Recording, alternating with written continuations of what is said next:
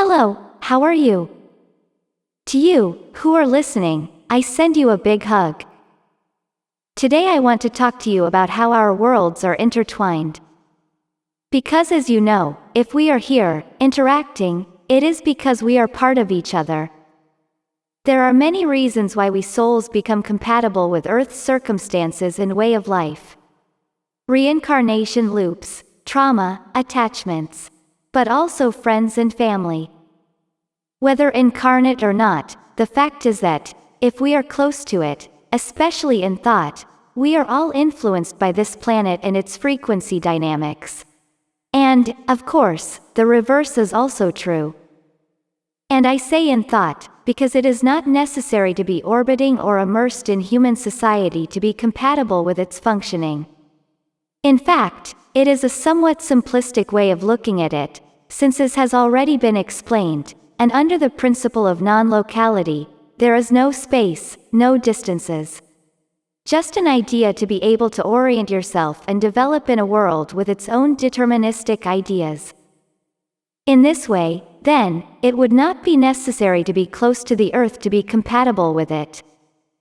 You can live in Temur, and a trigger such as a trauma can affect you in a significant enough way that your mind starts to create chains of limiting thoughts for you and consequently for your environment, causing your frequency to be depleted and lowered to very Earth-like stages. And I make a note here, it doesn't have to be the Earth. It can be other planets with a lower vibration than average, because there are some. You just need to vibrate in tune more or less intensely, so that your point of attention is in a slightly lower state of mind than usual, and your being becomes more attuned to life and society on Earth than on Temur, in this case. So, outside of it, at the same time as we become compatible with being here around it, the earthly reality and even some customs come out as a smoky cloud that impacts on the lives of those outside. This is not something new, nor indeed something that can be seen as less extraterrestrial, because precisely everything down there is a product of multiracial design, as humanity is just a lot of extraterrestrials living their experience as humans. Their enriched culture is due to the great diversity of beings, who imbibe the terrestrial experience of the customs they lived in other times of their existence, on other planes and in other galaxies. Therefore, from one point of view, it could be seen as giving us back knowledge of other incarnations of ours. There are very beautiful things on Earth, amazing and unique things that are not found elsewhere. This is because of the illusion of limitations, and with it, the impulse to creativity with the few tools at one's disposal. And it is very enriching for the soul. It is said that one does not draw better by having better paints, but that one draws better by practicing and developing one's technique. It is one of the biggest reasons why a soul decides to experience its limitation in a human biological body. It expands your creativity in the face of adverse situations and forces you to get up each time only with what you have in your hand, feeling a greater personal fulfillment or satisfaction, not having solved it with the facilities that are available to you outside of that experience. Because creativity is not only in the artistic sphere, although, of course, this also enriches the soul and benefits it in many aspects. I am referring more specifically to creativity in making your decisions, in discovering inner things you didn't know you had inside you. Creativity in taking other paths when a door closes.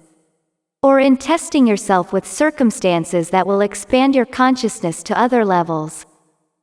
The Earth, with its lower vibrational gradient, or misnamed 3D, presents, as well as its pleasant side, another side that, even to those of us who are aware of it, inevitably affects us, due to the emotional nature of the human race itself, as well as the Swearenians and Taigetans.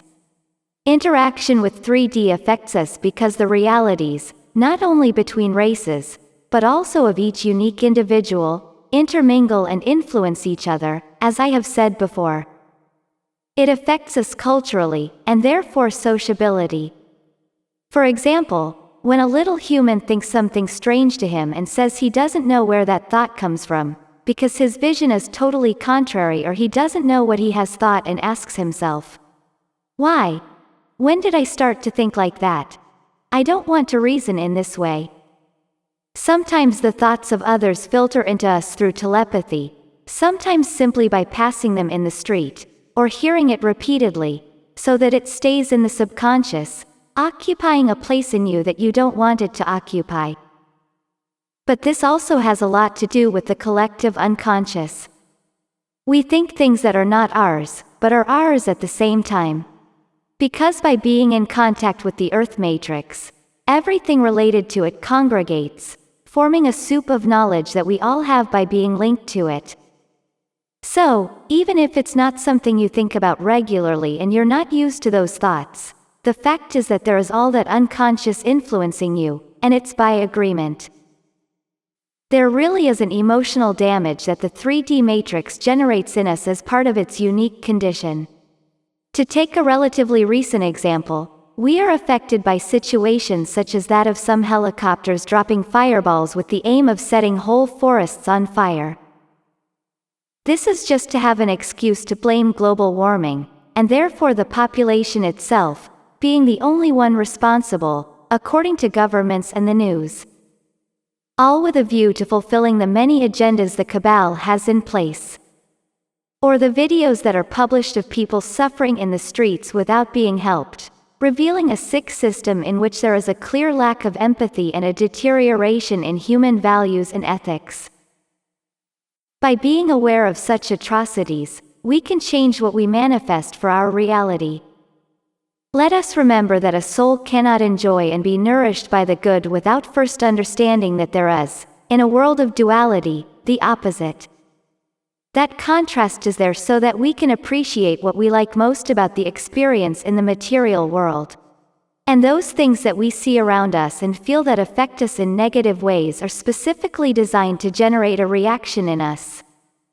They can appear so that we learn to have greater control over our emotions so that they do not dictate our destiny.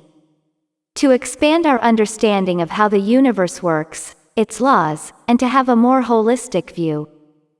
To ask ourselves questions and find answers to them, answers to which in other ways, without having experienced the contrast of the apparently negative, we would not have arrived. I say apparently, because I insist that everything negative has its positive repercussions, for those who know and want to face it. Those answers help us to expand our knowledge and thus make the soul grow. Be aware that it is there, that it exists because in the universe, everything is. And decide not to give it creative attention so as not to manifest it in your reality. Inevitably, part of the 3D matrix remains impregnated in us as a little fingerprint. If you must wade into these waters, accept that, having been compatible at some point in your existence with the 3D, you have the immense opportunity to make your heart strong again. Seize it and turn this situation to your advantage. Your friend, Arian.